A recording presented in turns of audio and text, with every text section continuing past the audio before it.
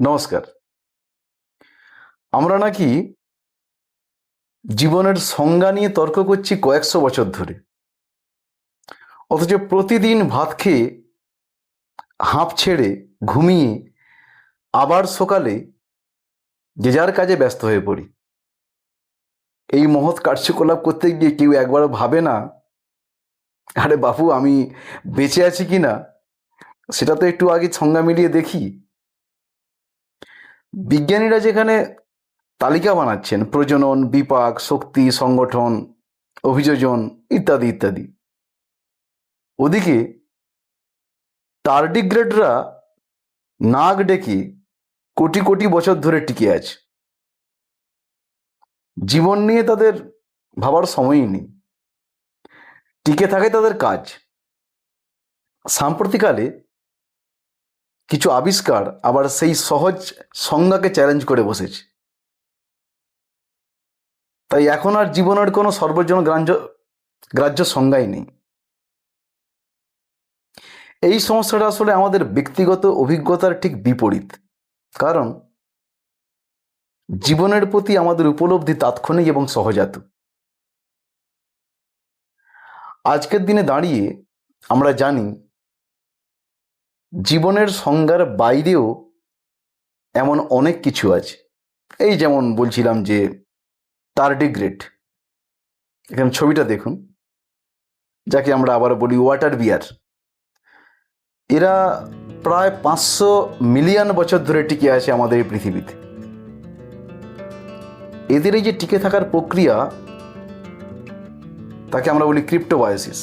মানে তারা পারমাণবিক বিকিরণ, অক্সিজেনের অভাব, চরম চাপ সহ্য করতে পারে। আবার যখন তাদের শরীরে থেকে সব জল বেরিয়ে যায়, ভাবুন একটা জীবের শরীর থেকে সব জল বেরিয়ে যাচ্ছে, মানে প্রায়, তখন তারা তিলের দানার মতো হয়ে যায়। তাদের যে পাগুলো সেগুলো উধাও হয়ে যায়। কিন্তু যদি কয়েক দশক পর তাদের উপরে এক ফোঁটা জল ছিটিয়ে দেন, তাহলে সেই গুটিয়ে যাওয়া পাগুলো আবার বেরিয়ে আসবে, আর তারা দুলতে দুলতে নিজের পথে চলে যাবে। আবার ভাবুন রটিফার নামে একটা অদ্ভুত প্রাণীর কথা, যা প্রায় 24,000 বছরের পুরনো বরফের থেকে পুনরুদ্ধার করার পরেও তারা প্রজনন শুরু করে।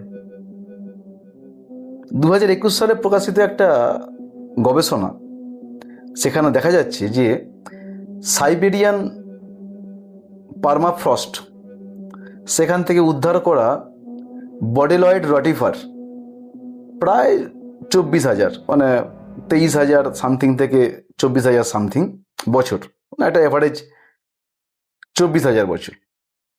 এই 24,000 বছর ধরে তারা কিন্তু ওই বরফের চাঁয়ের মধ্যে হিমায়িত অবস্থায় ছিল। তারপর তারা পুনরুজ্জীবিত হয়েছে। শুধু পুনরুজ্জীবিত হয়নি, তারা প্রজনন করতেও সক্ষম হয়েছে। আর সবচেয়ে অদ্ভুত যে জিনিসটা, সেটা হচ্ছে ভাইরাস। তাদের কোনো বিপাক নেই, তারা জীবন্তও নয়, অথচ তারা প্রাণের অস্তিত্বকে টিকিয়ে রেখেছে। তারা খায় না, বাড়েও না, কিন্তু আমাদের দেহের ভেতরে তাদের সম্মিলিত উপস্থিতি, যাকে আমরা বলি ভাইরম, আমাদের জীবনচক্রের একটা অবিচ্ছেদ্য অংশ হিসেবে রয়েছে।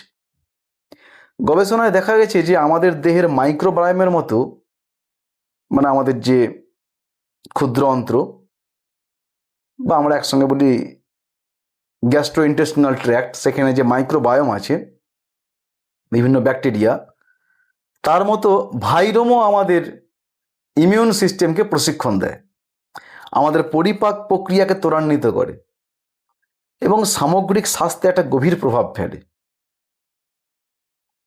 এরা মনে হয় অদৃশ্য এক সুরক্ষা বাহিনীর মতো কাজ করে। যেমন ব্যাকটেরিওফাজ নামের যে ভাইরাস, সেগুলো নির্দিষ্টভাবে ক্ষতিকর ব্যাকটেরিয়াকে শনাক্ত করে আক্রমণ করে এবং সেগুলোর সংখ্যা নিয়ন্ত্রণে রাখে।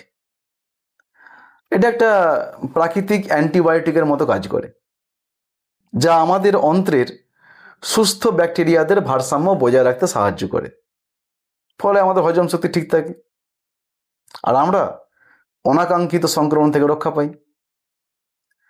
কার্ল জিমার হয়তো তাই বলেছেন, if viruses are lifeless then lifelessness is stitched into our being. অর্থাৎ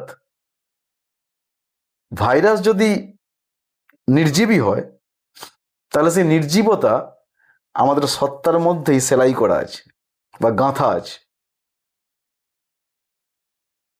এই দ্বন্দ্বের সমাধান হয়তো পাওয়া যাবে একটা বৃহত্তর দৃষ্টিকোণ থেকে।